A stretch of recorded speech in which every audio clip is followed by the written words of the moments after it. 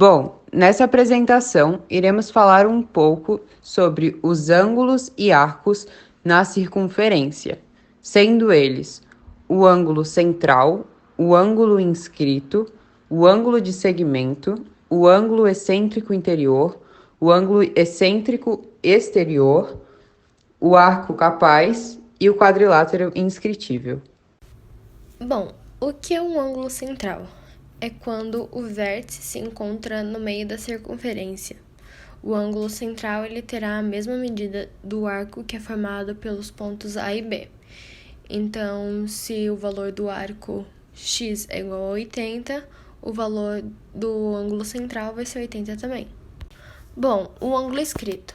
O ângulo escrito é o vértice, ele estará presente em algum ponto da própria circunferência, mas ele não estará mais ao meio.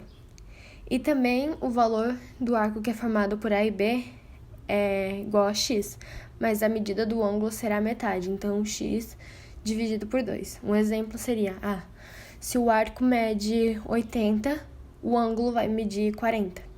Bom, por último temos o ângulo de segmento, que é um dos lados vai ser uma reta tangente à circunferência e o outro lado vai ser uma corda. Então, a abertura que é formada entre a corda e a tangente vai ser o ângulo de segmento, que vai ser o mesmo valor do inscrito, que é se o arco mede x, o ângulo inscrito vai valer metade. Bom, um ângulo excêntrico interno é quando a vértice desse ângulo não se encontra no centro da circunferência e se encontra no interior dessa circunferência. Para resolver o ângulo excêntrico interno, você precisa pegar a medida das duas laterais. Então, nesse caso, o maior lado é de 96 graus e o menor lado de 24 graus. Ficando, então, x igual a 96 graus dividido por 2, mais 24 graus dividido por 2. Chegando, então, em x igual a 48 mais 12. O valor de x, o valor do ângulo, é 60 graus. O ângulo excêntrico externo é o oposto do ângulo excêntrico interno. Então, a vértice do ângulo se encontra fora do centro da circunferência, se encontra no lado externo, fora da circunferência. Para descobrir o ângulo excêntrico externo, você precisa pegar o valor do maior arco e do menor arco correspondente a esse ângulo.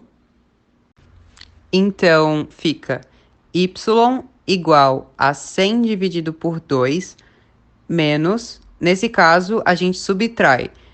No outro, a gente fez o processo de adição para o ângulo excêntrico interno. Nesse caso, a gente diminui.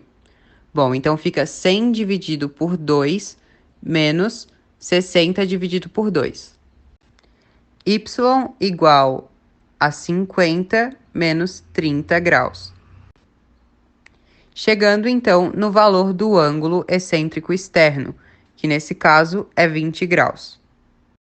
O arco capaz nada mais é do que um arco que enxerga o segmento de reta com um ângulo.